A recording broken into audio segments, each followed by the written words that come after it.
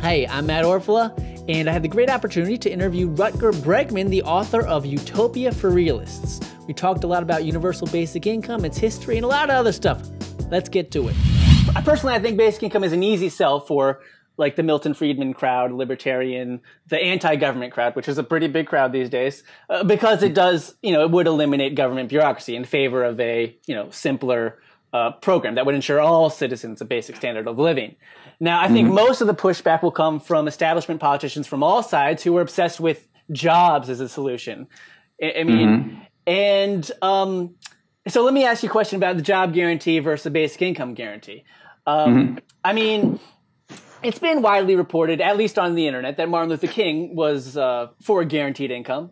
And he did call a guaranteed income the most effective solution to poverty. But he did also talk about a job guarantee, in his last book as another option to eliminate poverty. So, Rutger, what is it that makes basic income guaranteed a better solution than a job guarantee?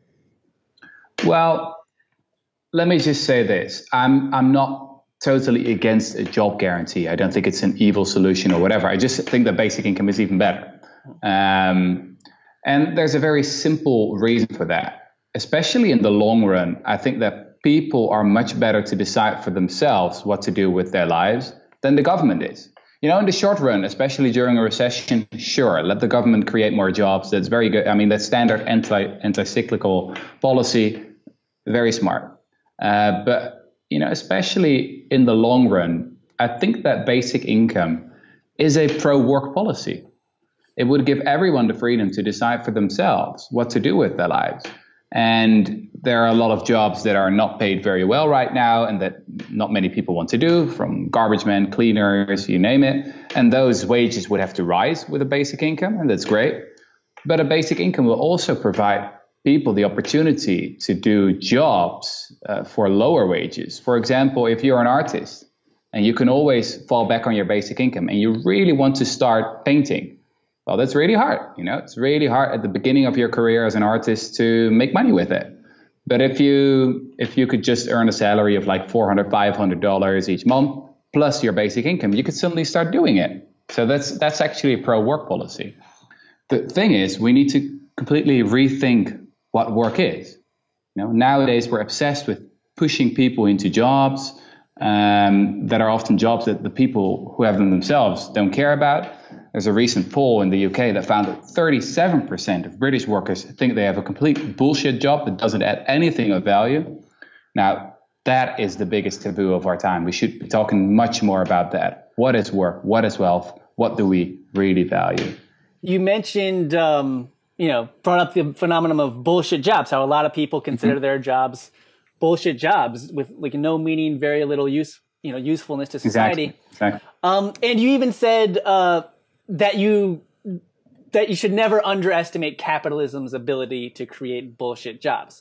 And I want to ask you about that because, it seems like we've all been taught, and it sure seems like capitalism is a mechanism that eliminates bullshit jobs, right?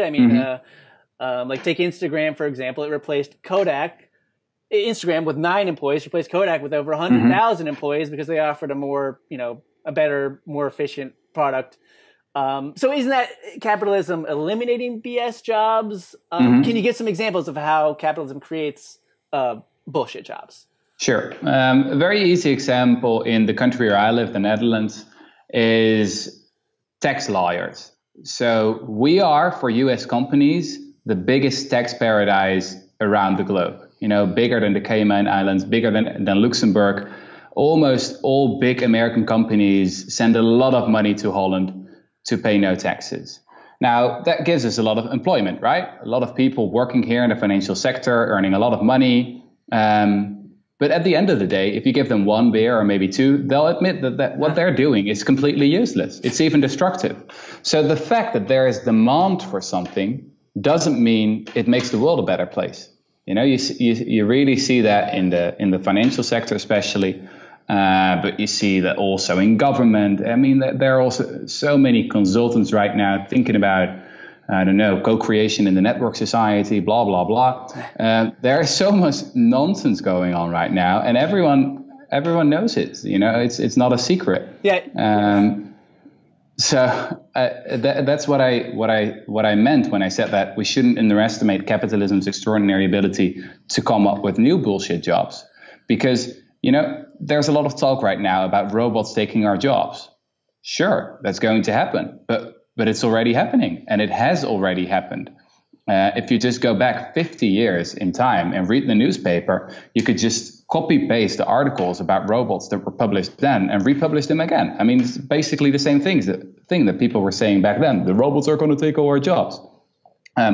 What people underestimated back then is that capitalism would create new jobs that don't even need to exist.